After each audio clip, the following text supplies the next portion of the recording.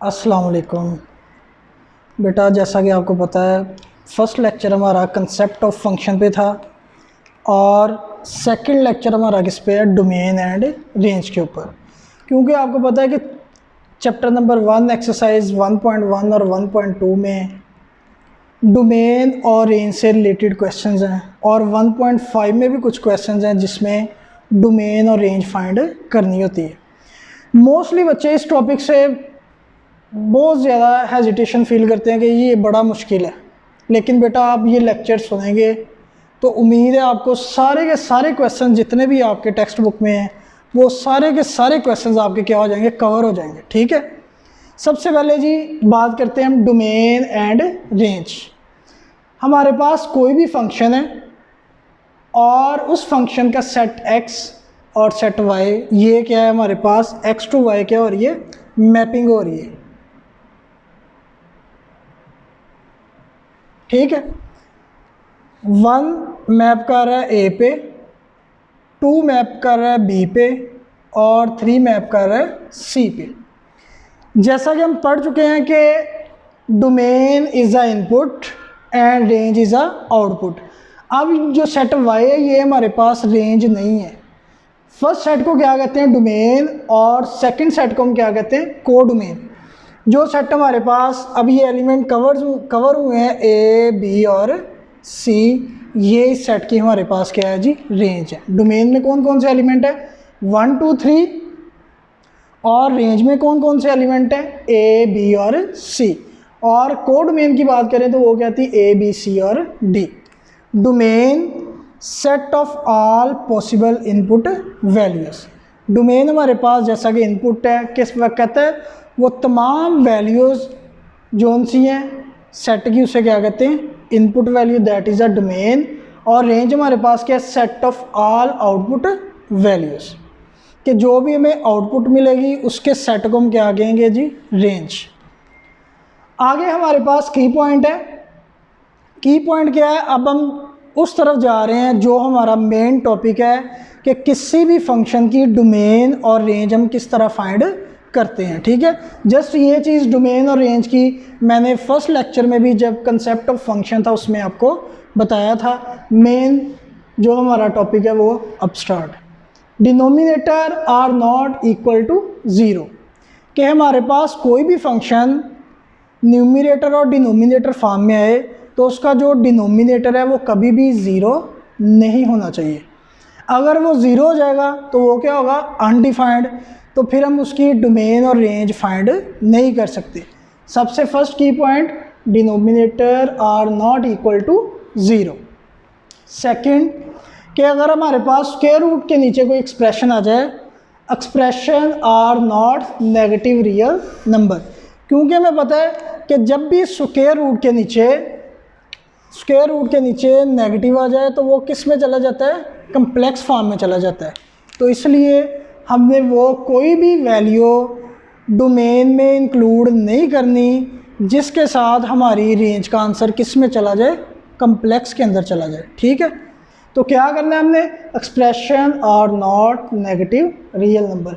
ये दो चीज़ें आपने जब भी डोमेन और रेंज का बेटा क्वेश्चन सिंप्लीफाई करना है, ये दो चीज़ें आपके माइंड में होनी चाहिए। फर्स्ट वन कि डिनोमिनेटर कभी भी ज़ीरो नहीं हो सकता। सेकंड वन, स्क्वायर रूट के नीचे जो एक्सप्रेशन है उसमें कोई ऐसी वैल्यू हमने पुट नहीं करनी जिस वैल्यू से हमारे पास आंसर किस में चला जाए, यानी कि उसकी रेंज किस में चली जाए, कम्प्लेक्स फॉर्म में। अब जिस तरह हमारे पास क्वेश्चन दिए हुए हैं बुक के अंदर, उसी तरह हमने इसको डिफरेंट टाइप्स में कैटेगराइज किया है ताकि इस टाइप का कोई भी क्वेश्चन आ जाए तो आप उसको इजीली सिंप्लीफाई कर सकते हैं। सबसे पहले जी हमारे पास टाइप 1, उसका फंक्शन ax प्लस b। अगर हमारे पास इस तरह कोई भी पोलिनोमियल आ जाए, that is a real polynomial, जिसकी डिग्री 1 हो, वो क्या होती है, लीनियर पोलिनोमियल। ठीक है, तो ये हमारे पास क्या है जी, लीनियर पोलिनोमियल है। इसकी डोमेन और रेंज क्या है, अब आप देखें, ना ये न्यूमिनेटर और डिनोमिनेटर फॉर्म में है तो इट्स मीन इसके डिनोमिनेटर में ज़ीरो आएगा ही नहीं, और ना ही ये स्क्वायर रूट फॉर्म में है। तो ये दोनों चीज़ें मैंने माइंड में रखी। अब आप देखें यहाँ पे कोई भी वैल्यू पुट कर दें x की जगह पे 1 2 3 -1 -2 -3 कोई भी रियल नंबर, तो हमारा आंसर ना ही अनडिफाइंड होगा ना ही कम्प्लेक्स फॉर्म में जाएगा। इट्स मीन कि जो इसकी डोमेन है वो क्या आएगी, तमाम रियल नंबर। और रेंज के आंसर्स भी नेगेटिव पुट करेंगे तो आंसर नेगेटिव में आ जाएगा, पॉजिटिव पुट करेंगे तो आंसर पॉजिटिव में आ जाएगा, यानी कि वो भी क्या आएंगे, रियल नंबर्स आएंगे। ठीक है, इनको हम इस तरह भी मेंशन कर सकते हैं, -∞ टू +∞। ठीक है, रियल नंबर को तो आप इसको इसी तरह लिखें, real number and real number. आगे मैंने इसकी एग्जांपल ले ली, फंक्शन 2x - 5। अब यहाँ पे भी आप कोई भी वैल्यू पुट करें, ना तो वो अनडिफाइंड होगी ना ही वो वैल्यू आपके पास जो सी है वो नेगेटिव यानी कि कम्प्लेक्स फॉर्म में जाएगी। तो इसकी डोमेन भी यही है, रियल, और रेंज भी रियल। यानी कि इस टाइप का कोई भी फंक्शन आ जाए, सेंटर में प्लस माइनस हो, तो हमारे पास उसकी डोमेन और रेंज क्या होगी, रियल नंबर। ये बात क्या होगी, क्लियर। उसके बाद टाइप 2 कि अगर हमारे पास कोई क्वाड्रेटिक पोलिनोमियल आ जाए, ठीक है, ऐसा पोलिनोमियल जिसकी डिग्री क्या हो, 2 हो, यानी कि ये हमारे पास क्या है, क्वाड्रेटिक है।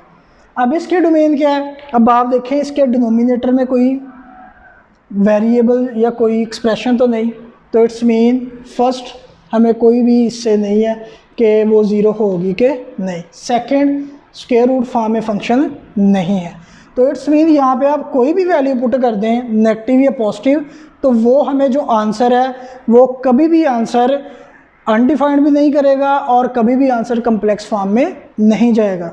तो इट्स मीन इसकी डोमेन हमारे पास क्या है जी, रियल नंबर। और इसकी रेंज की बात करें, आपको पता है स्क्वायर रूट है, ऊपर क्या है, सॉरी स्क्वायर है, तो जब भी हम यहाँ पे कोई पॉजिटिव या नेगेटिव वैल्यू पुट करेंगे वो उसको क्या कर देगा, पॉजिटिव कर देगा। इट्स मीन जो हमारे पास रेंज आएगी वो क्या आएगी, पॉजिटिव। रियल नंबर्स उनको इस तरह भी लिख सकते हैं, 0 टू +∞। अब बात ये आती है कि एक साइड पे मैंने ये स्क्वायर ब्रैकेट लगाई है, एक साइड पे ये लगाई है, इसका क्या मतलब है। इसका मतलब ये है बेटा, जहाँ पे स्क्वायर ब्रैकेट है इसका मतलब है कि ये वाला जो नंबर है या ये वाली जो वैल्यू वो इंक्लूड है, और इसका क्या मतलब है, ओपन इंटरवल, इसका क्या मतलब है, क्लोज इंटरवल। ओपन इंटरवल ये जो भी बाउंड्री वैल्यू ये इंक्लूड नहीं है। अब हम इसके ट्रिक की बात कर लेते हैं। फॉर एग्जांपल हमारे पास कोई फंक्शन इस तरह आ जाए, x² + k is any real number, तो हमारे पास इसकी जो डोमेन होगी वो तो रियल नंबर ही होगी, लेकिन इसकी जो रेंज है वो हमारे पास क्या हो जाएगी, k2 +∞। ठीक है, कि यानी कि x² +1 आ जाता, तो मैंने ये क्या करना था, 1 2 +∞। x² -1 आ जाता, फिर भी मैंने क्या करना था, 1 2 +∞ तक। ये थी आपकी सेकंड टाइप। अब हम बात करते हैं इसकी थर्ड टाइप पे, टाइप 3। अब ये देखें हमारे पास फंक्शन क्या आ गया, न्यूमरेटर और डिनोमिनेटर फॉर्म में। अब इसमें आपने रिमाइंड करना है कि denominator are not equal to 0। अब बेटा यहाँ पे हमने कोई भी ऐसी वैल्यू पुट नहीं करनी जिसके साथ हमारा डिनोमिनेटर क्या हो जाए, 0। जैसा कि अब ये उसने ऑलरेडी हमें क्वेश्चन में बता दिया है। हमें पता है जब हम यहाँ पे 4 पुट करेंगे तो इसका आंसर क्या हो जाएगा, 0। ये क्या हो जाएगा, नीचे वाली टर्म 0, तो ये क्या हो जाएगी, अनडिफाइंड। तो इट्स मीन कि डोमेन में सारे के सारे रियल नंबर होंगे सिवाय किसके, 4 के, क्योंकि क्वेश्चन के अंदर ही उसने हमें क्या बता दी हुई है, उसकी डोमेन बता दी हुई है, तमाम रियल नंबर एक्सेप्ट 4 के अलावा सारे के सारे रियल नंबर इसकी क्या है, डोमेन में। क्या मेन चीज़ है, डोमेन। जब आपको डोमेन क्लैरिफाई होगी तो रेंज आप उसमें से वैल्यूज़ चंद एक इधर से पुट करके आपको एक आइडिया हो जाता है कि वो आंसर्स कैसे आएंगे। अब जब हम रेंज की बात करेंगे, रेंज निकालने का इसका क्या मेथड है, सबसे पहले हम इसको सिंप्लीफाई करते हैं, क्योंकि हमें पता है कि जो ऊपर क्वाड्रेटिक इक्वेशन है ये क्या है, रिड्यूसिबल है। ये साइड पे मैं कर रहा हूँ इसे, x² -16/x-4, इसको लिख सकते हैं x - 4 x + 4/x-4। तो हमारे पास ये फंक्शन अब क्या रह गया, एक्स स्क्वायर प्लस 4। अब जो डोमेन में हम वैल्यू शामिल ही नहीं कर रहे, उसको हमने क्या करना है, इसमें पुट करना है। जो भी आंसर आया उसको हम रेंज में से भी क्या कर देंगे, एक्सक्लूड कर देंगे, उसे निकाल देंगे उसमें से। जैसा कि अब मैं यहाँ पे 4 पुट करूँ तो मेरे पास आंसर क्या आता है 8। तो इसकी रेंज हमारे पास क्या आएगी, तमाम रियल नंबर्स वाए किसके 8 के। ठीक है, जो वैल्यू हम डोमेन में शामिल नहीं कर रहे, डोमेन में वही है ना इनपुट है, जो हमने इनपुट देते जाना है तो हमें क्या मिलनी है, आउटपुट। अब ये जब डोमेन में शामिल नहीं है तो इसको हम पुट करके देख लिए कि 8 आ रहा है, इट्स मीन ये वाला नंबर इस रियल नंबर में जब इसकी रेंज लिखेंगे वो शामिल नहीं होगा। ठीक है, उसके बाद टाइप 4 कि अगर हमारे पास कोई फंक्शन आ जाए क्वेश्चन न्यूमरेटर और डिनोमिनेटर फॉर्म में, लेकिन ये दोनों क्या हैं, रियल, तो इसका एक सिंपल ट्रिक है डोमेन निकालने का, तमाम रियल नंबर सवाए माइनस डी की जगह ये भी कांस्टेंट, ए बी सी और डी ये सारी 4 की 4 वैल्यूज़ हमारे पास क्या हैं जी, कांस्टेंट है, माइनस डी ओवर सी। तो हम उसको रियल नंबर में से क्या कर देंगे, एक्सक्लूड कर देंगे। इसी तरह रेंज में क्या करना है, ऊपर वाले x का कोएफिशिएंट और नीचे वाले x के कोएफिशिएंट को डिवाइड करके रियल नंबर में से क्या कर देना है, एक्सक्लूड कर देना है। जिस तरह अभी एग्जांपल है x plus 2 over x plus 1। अगर मैं इसकी डोमेन की बात करूं तो क्या है हमारे पास, तमाम रियल नंबर्स एक्सेप्ट, अब इसको इसके साथ कंपेयर करें, d की जगह पे क्या है 1 और डिवाइडेड बाय c है, c की जगह पे क्या है 1, यानी कि हम लिख सकते हैं r माइनस, यानी कि इसके जो रियल नंबर में है वो -1 हम इंक्लूड नहीं करेंगे। ये हमारे पास इसकी क्या आ गई डोमेन। और रेंज की बात करें क्या है, तमाम real number accept a over c। a को कंपेयर करें इसके साथ 1 आ रहा है और c को कंपेयर करें वो भी क्या आ रहा है 1, तो 1 ओवर 1 इज़ 1।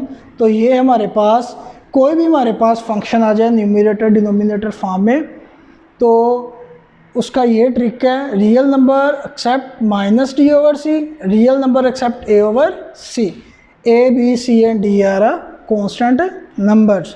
तो ये हमारे पास इसकी डोमेन और रेंज आ गई। इस तरह के कोई भी क्वेश्चंस हो उसको आपने इसी तरह इसी फार्मूले में डालना है तो आपके पास उसकी डोमेन और रेंज आ जाएगी। उसके बाद टाइप 4 फंक्शन है जी। अब हमारे पास स्क्वायर रूट के नीचे एक एक्सप्रेशन है, expression are not negative real number, कि वो एक्सप्रेशन में हमने कोई ऐसी वैल्यू नहीं पुट करनी जिसके ऊपर हमारा आंसर जो है वो नेगेटिव होगा। जब स्क्वायर रूट नेगेटिव लेंगे तो वो किस में चला जाएगा, कम्प्लेक्स फॉर्म में चला जाएगा। तो इस तरह का कोई भी फंक्शन आ जाए तो इसके एक्सप्रेशन को हम क्या करते हैं, एक्स स्क्वायर माइनस 4, कोई भी एक्सप्रेशन है उसको ग्रेटर और इक्वल टू क्या लिख लेते हैं हम 0, यानी कि एक्स स्क्वायर माइनस 4 है, इसको क्या लिखेंगे ग्रेटर और इक्वल टू 0। इसको सिंप्लीफाई करते हैं, x इज़ ग्रेटर और इक्वल टू प्लस माइनस 2, यानी कि उसने ये बता दिया कि x बड़ा और बराबर है किसके, 2 और माइनस 2 के। यानी कि यहाँ पे ना ही हमने 2 की वैल्यू लेनी है और ना यहाँ पे ना इक्वल का साइन नहीं लेंगे, जैसे इसको क्या करेंगे ग्रेटर देन 0 लेंगे। ठीक है, x कहता है बड़ा किसके, 2 और माइनस 2 के, यानी कि 2 और माइनस 2 और इसके दरमियान वाली जितनी भी वैल्यूज़ हैं वो इसकी डोमेन के अंदर इंक्लूड नहीं होंगी। इसकी डोमेन को हम लिखेंगे तमाम रियल नंबर -2 to 2। ठीक है, -2 और 2 भी शामिल नहीं है, अगर यहाँ पे इक्वल का साइन होता है तो -2 और 2 भी इंक्लूड हो जाए। देखें अब जब यहाँ पे बेटा -2 पुट करूँगा तो आंसर 0 आ रहा है, जब 2 पुट करूँगा फिर भी आंसर 0 आ रहा है, तो बाय मिस्टेक इक्वल का साइन लगा लें। ठीक है, तो यहाँ पे हम क्या लगा देंगे,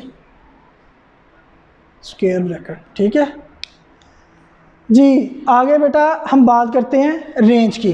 अब इसकी रेंज हमारे पास क्या होगी, क्योंकि अब ये तो वैल्यूज़ निकाल दी, अब कोई भी वैल्यू आएगी वो कौन सा नंबर आएगा, नेगेटिव तो हमने निकाल दिए, तो क्या आएंगे पॉजिटिव रियल नंबर, यानी कि 0 to +∞।